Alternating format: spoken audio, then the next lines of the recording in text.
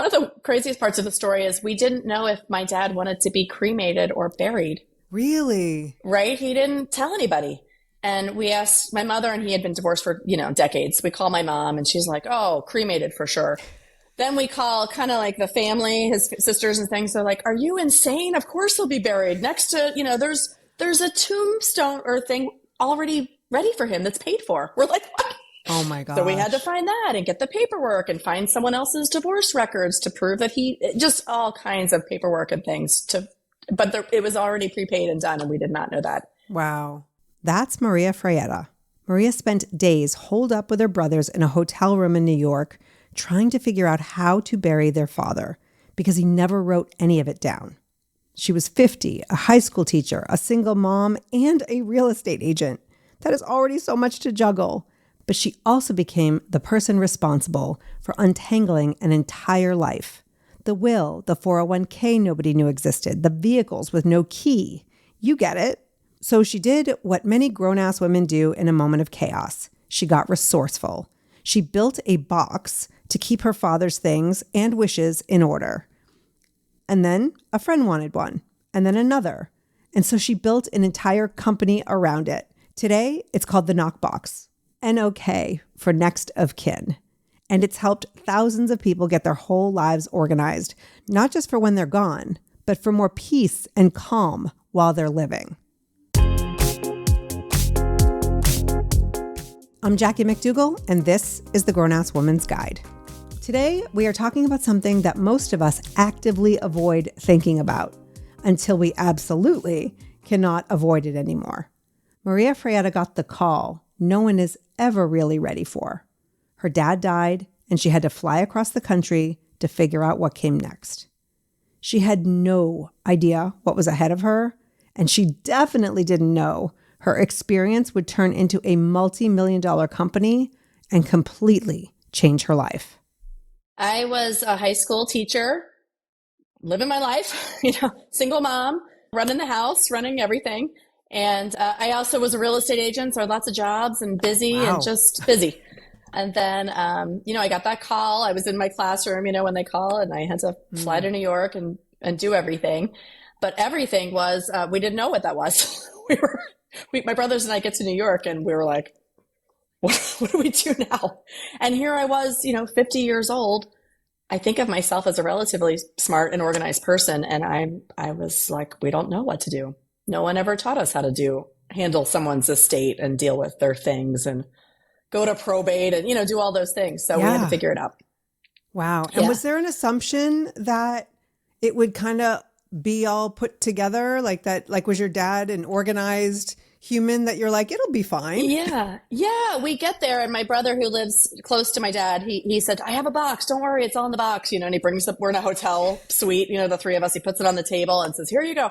And we open it up, and there's a will, which was great. Okay. And a couple of things, a few important pieces of paper or whatever, but that was nice. But, what we learned is you can assign things in your will to anybody, but people just can't then drive off with the car or move into the house, right? Right. If their name is on the will, there is a whole process that we didn't know about. And then I realized, there were all these other things. We kept finding things. We went to the house, and I'm like, okay, what's in this drawer? And we found a 401k with our names as the beneficiaries on there. That it wasn't in the box. We didn't even know it existed. So we're like, wow, this is great. All kinds of odds and ends and a lot of keys. He had the toys. He had snowmobiles and campers and boats, and none of which were on the property. They were in Florida and New Jersey. We'd find a key with no camper or a boat with no key, and just all these parts and things, that we had to figure out. And so he didn't, my dad he was pretty simple. One guy, one house, one dog, but it was hard. And so I'm like, let's just get it organized. It'll be great. We'll, set this box up. We'll leave all these directions for my brother who will be here to do everything. And I just was like, this is how does this not exist? To tell people how we're not the first family to do this by any means, absolutely. Yeah. And then I went home and I looked at my own life, which is very organized. I did my trust. I had all my estate documents in place. I thought I was really under control, but I thought my brother, who is my executor trustee, Like he couldn't find the key to the back door if he came. He wouldn't know where my daughter went to school. He didn't know, he wouldn't know all of these details that would, you know what I mean? I thought I was covered, but of course I'm not. No, nobody can just step into your life and start running it. Yeah. Without some instructions, it's absolutely. And I have to stop for a second because like, what about the grieving part? Like it sounds like you didn't get to do that, right? Busy. Because you're so busy that there's no sitting with it. There's no, right? Yes. We were way too busy. One of the craziest parts of the story is we didn't know if my dad wanted to be cremated or buried. Really? Right? He didn't tell anybody. And we asked my mother, and he had been divorced for, decades. We call my mom and she's like, oh, cremated for sure. Then we call kind of like the family, his sisters and things. They're like, are you insane? Of course he'll be buried next to, there's a tombstone or thing already ready for him that's paid for. We're like, what? So we had to find that and get the paperwork and find someone else's divorce records to prove that just all kinds of paperwork and things but it was already prepaid and done. And we did not know that. Wow. I think that there are a lot of people who are just kind of a hot mess when it comes to this, but like your dad, for all intents and purposes, like had it together. Yeah, he sure did. And it was still a bit of a shit show, if I may. You may. And again, it wasn't even a lot of things or a lot of money or, any of that, but it's just a simple life is still complicated to manage. And what I realized, I was like, people didn't need this kind of thing even 20 years ago, because I think it's because we have half of everything online and you don't know about it. Like we didn't know about my dad's 401k. He had it online somewhere and he didn't write it down. So we wouldn't have known to even look for it in a computer, any of that sort of thing. So, in the olden days, people probably had less stuff, it was more simple, and here are the bills, they come in and this is it. But now everything is online and it's really hard to know what's what. And in some ways it looks like it's more convenient. And in some ways it is, but we've got portals and this and that. So it's like, I don't need to have a physical copy because they'll just go into the portal. Well, what's the password, Dad? Or they have to know the portal exists. That's all. That's all this product does. It doesn't even. It just tells you there's a portal. Make sure you go get in the portal and do whatever you're going to do in the portal. But if you don't know it exists or how to find it, it's of no use. So how do you and how many brothers do you have? Two brothers. Two brothers. So how do you and your brothers go from like, wow, we could have used this thing that we're creating to like, hey, let's make it and sell it to the world? So I went home and I thought I should make myself this kind of box. I made my dad's box, got it all organized. And I thought I should do this for myself, just for these details and all the little things. And then a friend said, oh, I want one of those. And so then the hair lady said, I want one of those. So I thought, oh, I should make these for people, oh, Jackie, how many cars do you have? I'll make you a little box with your folder, But then it got more complicated because I realized you have to cover everything. It has to be this sort of template because a lot of it is about what you don't have as much as what you do have. For example, people look for wills that didn't exist. People look for retirement accounts that got closed out a long time ago. People, you know what I mean? I'm like, this thing has to be this kind of one stop. It works for everybody. And if you don't have a third vehicle, you just say, I don't have a third vehicle or whatever it is. It has to be uniform, I guess is the better word to say. Right. Say that to make it actually function the way it's supposed to. So then I started I did all this work. I started researching and learning. And I'm like, what are all of the things in people's lives? Everything. If you've got a car, you have maybe a toll pass or XM radio or AAA or all these things. I'm like, that needs to be accounted for because someone's got to shut all that stuff off. Right. So I just sat and wrote. I was off that month for teaching. I kind of did this on-off thing and it was my time off. And so I just woke up every day and started writing and making these checklists. And I did the directions for what you need. And then after you die, I was like, okay, and here's what you now need to do with all these things. Here's your checklist to say, I shut that off, I sold it, here's the money, or whatever it is that you're going to do with all the different things. And then I brought in my friends. Everyone asks, how much did you invest to start this company? I'm like, well, about $50 for wine and cheese for the friends to come in and sit around the table and say, okay, you forgot, what if they have a tough shed in the backyard? I'm like, oh yeah, we need the key to that. Or, all these little details people started bringing in until it was at this point where I'm like, I think we've got it. And the first edition, we forgot two things: Medicaid and Medicare files. Because I was like, well, you died. Do people need that anymore? But people were like, if this is going to be my system, I want a place to put that stuff. I'm like, okay, that's good. And swimming pools. We forgot the swimming pool. If you have a pool, you should have a folder for that, right? You can still just put the folder in the box, but it's something that we didn't account for. Yeah. And I'm sure everybody's life is a little different regionally as well. Right. Like some of the things that they have that they might, Right. That's the goal. It has to work for everybody. Large estate, small estate, lots of money, no kids, the whole thing. So, and it does. It does work that way. But that was at the beginning of the rub, kind of how do you customize for the people? And I'm like, you can't. So, were your brothers then are they also in? Oh, okay. Just you. No, because I was going to say there are families who like can't sit around the Thanksgiving table and agree on something. I can't imagine going into this with your brothers. No, it's just me. Although they both have helped along the way. Yeah. My brother came in and did some work for us. They're always in and out, and so are my cousins and my friends and my sorority sisters from college, and the whole business has been built around people who I know and who have joined to help. I'm spending the next couple of days with my friend Anna, who I traveled around Europe with in the 90s.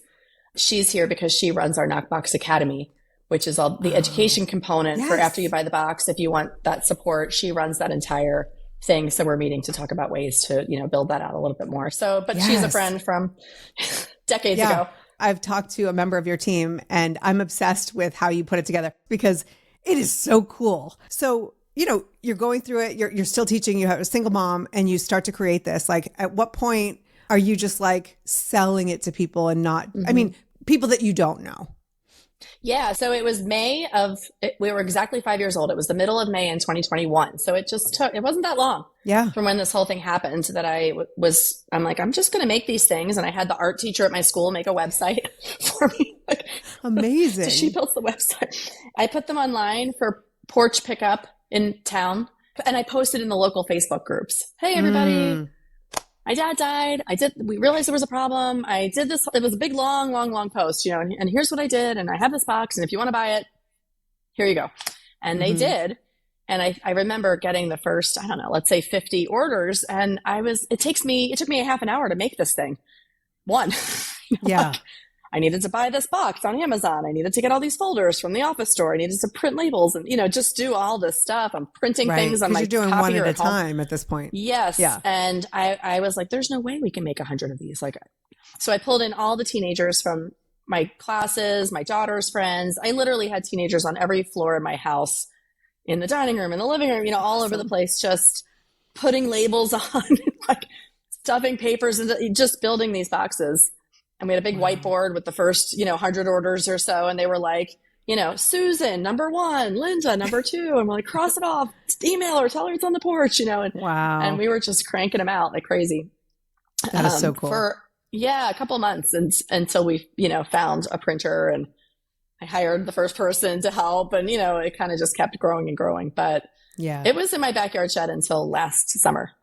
We just moved into an office a year and a half ago or so. That's very cool because a lot of people are just like looking to scale immediately and, it crashes and burns because they don't get all the, the kinks out. And, at the same time, you're still raising your kids and grieving.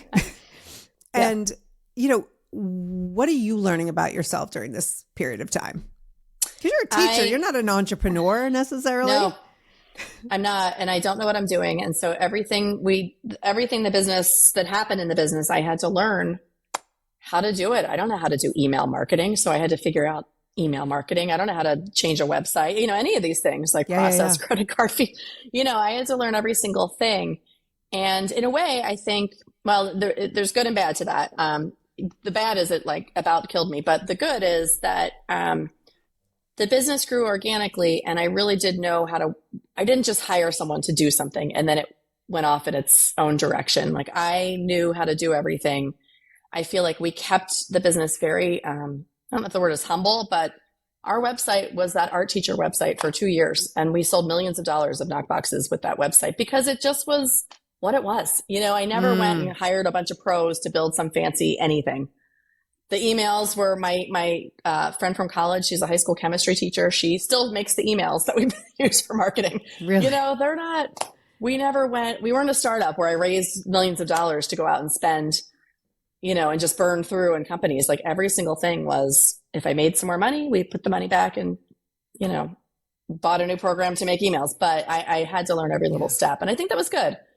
It was very personal. It was very direct. We took every customer piece of feedback really seriously. We still have good customer service. That's a human that sits there and responds to every single person. Again, I only have 2 full-time employees. It's still very small and local, even though we've grown quite a bit since I started. And it just goes to show you people want what they need. They need what they need, and they don't need fancy. Like everybody's, oh, now it's AI. Now it's this. There's all these shiny object syndrome, right? When you're an entrepreneur and like, I need to have that. I need to have that platform. But you stayed the course. I mean, you didn't have the time or the space to jump on any sort of fancy shiny train. And so it was good. That's a good thing though.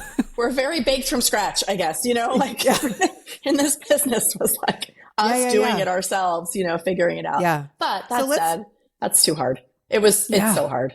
I'm still just every day, like I still don't have the time. My daughter's now in college and I still don't have, I could work 24/7 and I wouldn't be caught up. So, right. Yeah. I think being caught up is a myth. That's what I've come to learn in my 55 years. Like a friend of mine recently said, sidebar here, said like, I have to get through my to-do list. And I'm like, I don't think your to-do list is actually something that's supposed to be completed. It's just a prioritization tool to like know what you're supposed to be doing next. But if you live thinking that your to-do list is supposed to be like, I'm done, then you're not doing it right. Good luck. Yeah. No, it's true. Yeah. It's true. You're right. That's true. So let's talk about the box. Like I have mine. I have the fireproof one because I happened to buy it right after the California fires in early 2025. So I was like, I have to have the fireproof one. But there's so many different versions and different price points and all that. What do you think, like when somebody gets started, they get this in the mail, they're like, I'm going to get my shit together. And then you look at it and it is so like clear. I'm obsessed with the instructions for the person putting it together and the instructions for the person who will need it later. Right. Like, and it's very clear which one is for whom. And like, I love that. And ADHD. I also, my community is smart and capable women who are so overwhelmed with all of the things that we have to do, whether we have kids or not, partners or not, but jobs, careers, elderly parents, like we're just, so to say like, hey, you should get a NokBox and now just go fill all this stuff out that has everything involved with your life. What would you say to that woman? Yeah. One piece at a time. I mean, a lot of times people get it and it sits in their house for months. Yeah. Just looming. Because it's huge. Sometimes, comprehensive is scary. Somebody on our ad team put an ad out that said, finish in a weekend. And I was like, please pull that. Do not tell anyone they could finish this thing in a weekend. That's crazy. It is something that takes a long time. One, if you do it right, I say that it should replace any other paper in your world, because if you do this, no one else should have to go through any more papers and neither should you. So it's like, okay, let's just start with one thing. Let's start with your house.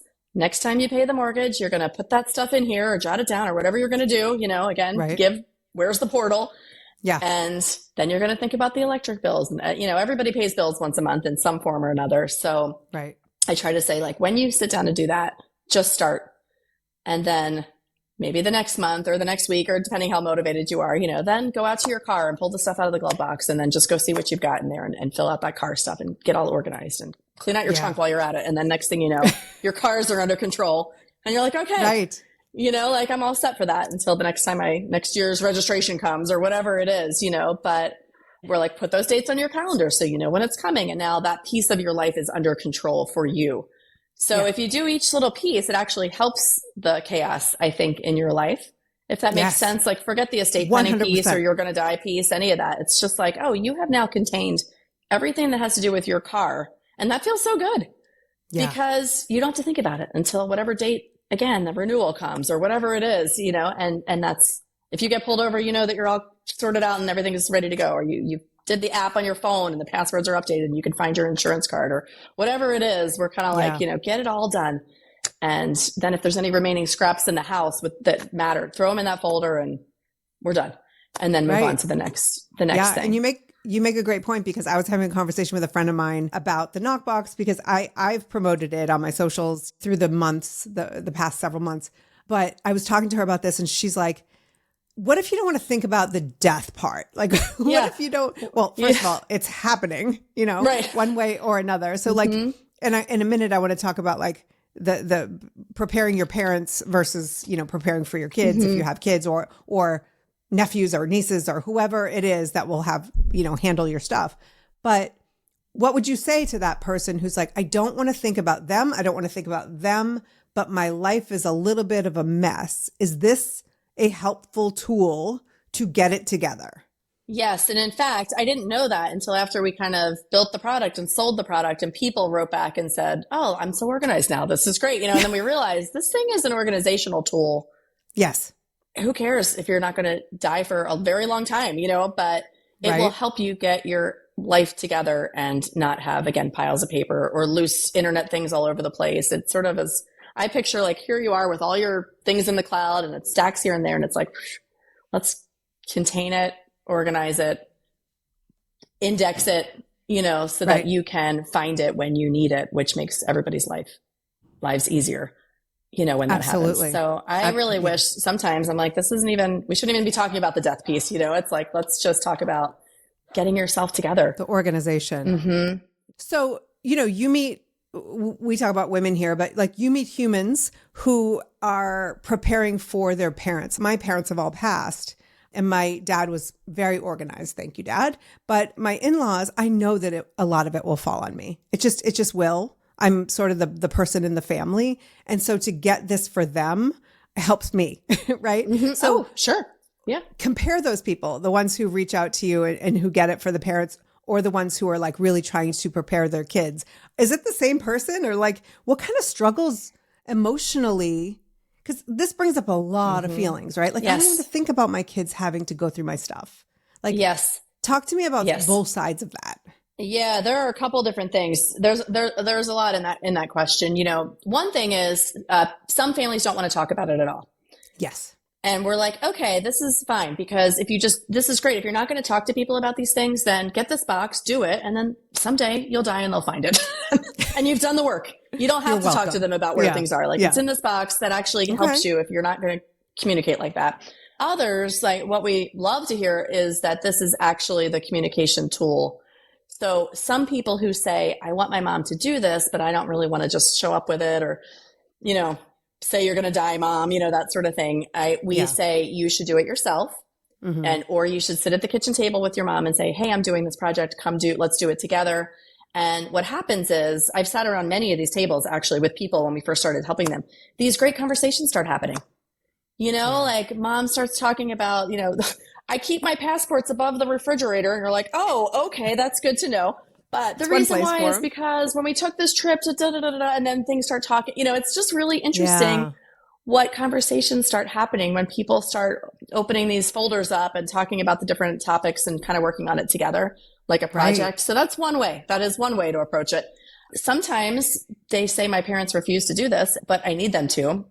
Then I say, well, next time you're over, get the mortgage information and kind of do it yourself on the side. You can still start to gather the information and keep it at your own home, or do it however you want to. You're making their NokBox for them, but because some people don't want, they say we're fine. Yeah.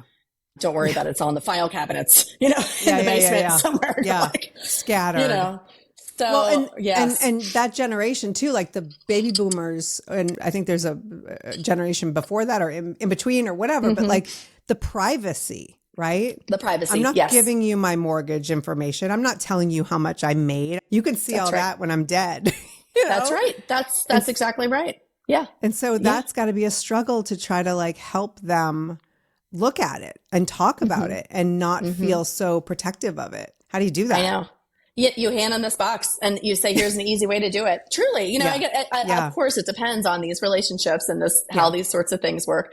My own mom, now that you say that, I do know what she's got her knockbox. I don't know what's in there because that generation, you're right. They really are pretty private with those things, but I think she's done it.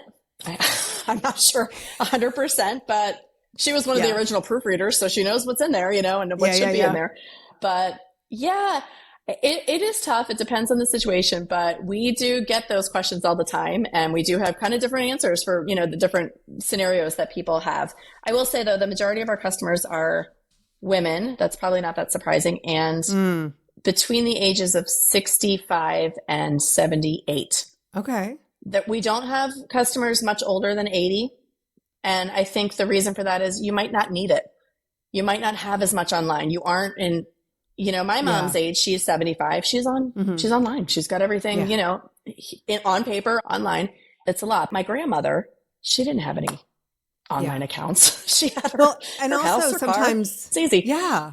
Family members who've passed, like I know had, other family members on their accounts. And so it made it a lot easier that way. Yeah. You didn't have to put all this in the box because other people had access. That's right. And we were a little closer. People didn't have their kids living all over the country like we do now too. That's another thing. One thing in this box is put a map to your neighbors because your people might not even know who lives next door anymore. And they need to go tell them that you died. You know what I mean? Yeah. Like, it's not like you live next to mom these days as much and you know everything that's going on in their household. A lot of times, the parents moved to Florida or whatever. You don't know anything. Right. So, or even telling like a best friend, right? That because like everybody's phones are locked and with their passcodes and things. And it's like, what's your phone passcode? Because we're going to have to get in there, and all of that access. We tell you to list one person from kind of each group of friends, and we list some ideas. Like, okay, do you have high school friends? Who would be the one person to tell? We don't tell people to hack into the phones, even though that is what you're going to want to do. And the best is to leave them the password. But I don't think you legally should hack into people's, like we don't promote that by any means. But you need that information that's in that phone. So we say, let's extract it. Give me one lady from your book club. One neighbor, one who can then, get you the rest of the information that you need. Because again, we don't always know that information about our parents or our kids if we're the parents. Yeah. And if you want that privacy and you don't want people getting in your phone, then make sure you create a knockbox so they don't try it. They don't have to, right? That's exactly right.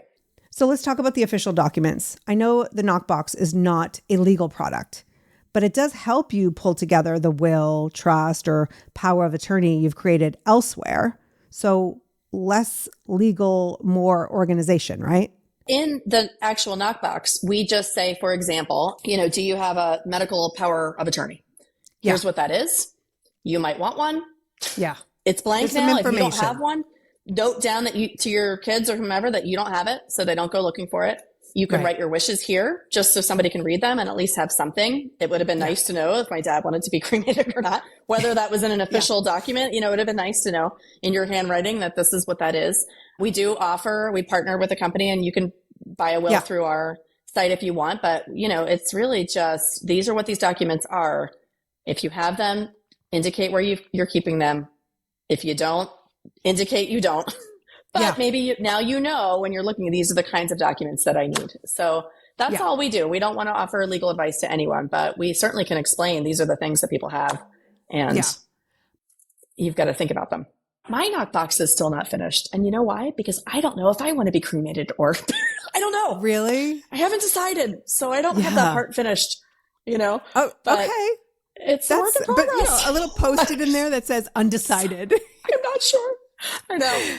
It's never fully finished, I think. Although we have a couple people on staff, one in particular, Angela, who works with us. She's like, I finished mine 1 week. It's done. Closed. So some people are very efficient and direct and know everything that they want. But most of us need a little thinking time and gathering time and finding our passwords time and all those things. Absolutely. I love little bits at a time. Like I put on some focus music and just like 10 minutes. If I'm going to work on it for 10 minutes and I'm going to print out one statement, and just add that in there. And then, I like to calendar everything. If it's not in the calendar, it's not real. And so I'll calendar, 6 months from now just to go and just like, use your little, as they used to say about the phone book, let your fingers do the walking, right? Yeah. Yeah. And just like go through a little bit and see what, oh, do I have to update anything? Or if there might be something that needs to be updating, just keep a scribble, I'm not fancy, scribbled sheet Yes. of like what might need with a date, like, or when to That's update certain things, you know? Yes. And they do come naturally. All of my insurance policies just renewed and you get that big thing in the mail. I'm like, okay. So I, put that in there and replace it. But then I'm like, maybe I should take a look at these policies and make sure they're still current. And it gives you kind of that, again, organize your life piece. Yeah. Let me go through and make sure I have my passwords to all these insurance places and the cards and the this. Like, let me take a minute and do all of the insurance stuff because the policy came and that triggered me to do that. Most of the things in there get triggered by some event or another. I'm taking my dog to the vet. Let me make sure all my dog papers are in this folder and everything is in one spot. And, it's great just for organization and clutter too, that you're like, it's just in this one spot. So I don't have it. I mean, when the California, when the fires happened in January of 2025, my house, we're outside of LA, but we had our own fire locally and we were on evacuation warning, which is like the yellow zone, right? Pack everything you need.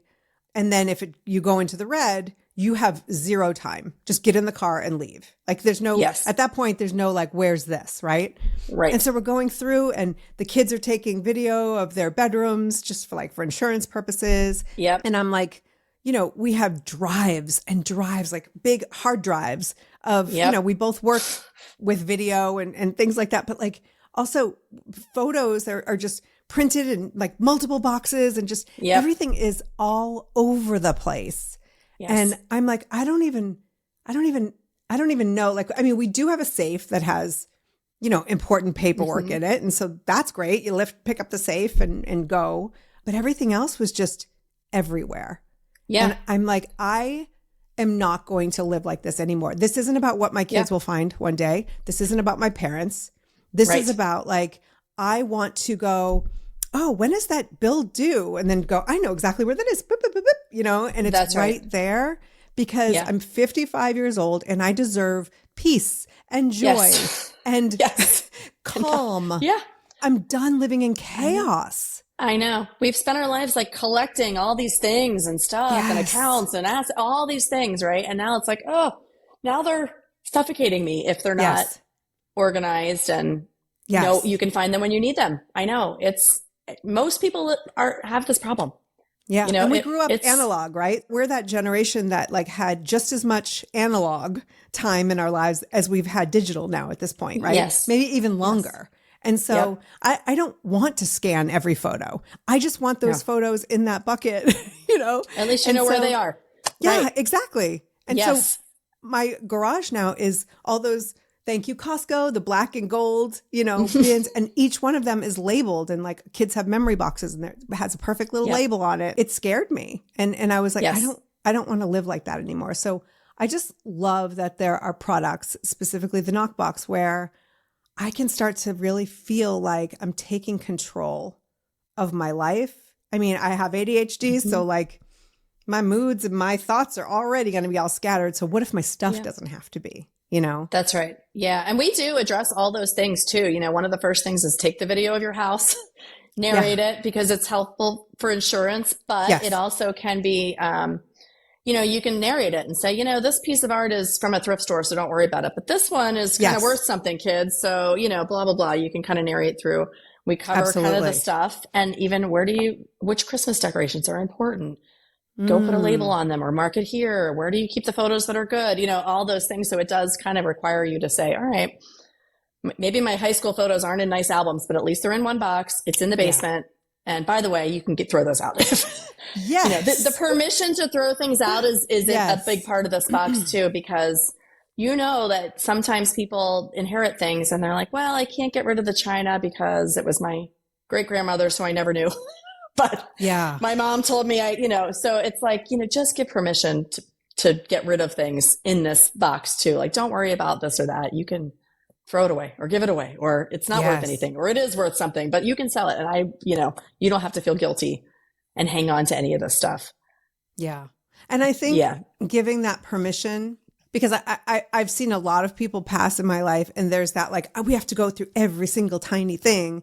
And then other people who are like, get a dumpster, get it delivered right to and like, let's go. Right. Yeah. And they could be missing out on some seriously important things because there's too much. There's too much. Right. Right. So if you say, I've got the one good Christmas ornament box, the rest of it can find the one with the blah, blah, blah, and then that's what I wrote in my box. Find the good travel ornament box. And then the rest I don't care about. But you sort of need to leave those kinds of instructions too. But what it does is, again, it requires you to put that box together, make sure you have it, and be organized so that if there's a fire, you're grabbing that box. So, it's back to that's what made me think of all this, is when you have to decide what you're taking, you've at least already, it's in a bin. It might not be perfect, but it's like, yep, I'll take this, I'll leave this. And then that's the priority. So, that's important. And it makes us feel so much better. Totally. We're not talking about like, perfect little bins from the container store. And like, I am not that girl, So the boxes may be messy, but I know what's in it, That's right. So, and if you want to take it, you're going to take it. Or if something happens to you, you can say, get rid of it or keep it or whatever it is. It's a black and white thing, not a big question mark. Awesome. Yeah. So someone's, saying, oh, this sounds like something I really want for myself, for my parents, for my kids, however, whatever they're thinking, knowing the emotional, everything that comes up, like, this is not easy. I don't want anyone to think that we're like, just get it organized. Let's go. Like, there's so much that comes up with it. What would you say to her? I say it's color coded. It's approachable. Think of it as a craft project. Forget about the rest. Forget about the death piece or any of that stuff. Like, this is just, again, it's like paying your bills each month. It's just organization. If you stacked your towels in your linen closet in nice little stacks, it's the same thing. Like, just pull the towels out, fold them up, and let's get started and forget anything else, Yeah. It's not about the death piece, I think. Yeah. Yeah. And this is a perfect opportunity too, to get together with a couple of friends, maybe a glass of wine, cup of coffee, and like, they have theirs and you guys just kind of like work together. It's book club for, grown-ass women. We just decided we have this really nice shared workspace in Littleton. And so now we invite people in once a month for that reason. It's called Navigating Your NokBox. And they just come in and sit down and have snacks and work on their knockboxes together. Yeah. It's a great thing. And you feel good. That's so cool. I got this section done or whatever, So it's really not that bad. And that's the whole point of it, is to make it simple, approachable, one piece at a time. Just get it done. Yeah. And you feel so good when you're done. Yeah. Yeah. If you take one thing from this conversation, let it be this. This isn't really about death. So if that's too heavy for you right now, it's totally okay. It's about the relief of knowing where everything is. The will, the passwords, the spare key, the one Christmas ornament box that actually matters, so that you and the people you love aren't left standing in a hotel room with a shoebox and a lot of questions. As Maria says, you do not have to finish it in a weekend. Take your time. And you don't even have to know if you want to be buried or cremated yet. I mean, she still doesn't, and she built the company. You just have to start with one folder, one 10-minute sit down with some focus music like I do, and let it build from there. If you want to start your own NokBox or just see what's inside, the link is in the show notes, or visit grownasswoman.guide/NokBox. That's NokBox. And if this episode made you think of someone, a sibling, a parent, a friend who's drowning in that I'll deal with it later energy, send this to them. That could be the nudge they need to finally take one teeny tiny step. I'm Jackie McDougall, and this is the Grown Ass Woman's Guide. Thank you so much for listening. I want to keep this conversation going, so send me a message. You can either DM me on Instagram or go to the website, grownasswoman.guide, and hit contact. I would love to hear from you. Until next time, remember, you are a grown-ass woman. Act accordingly.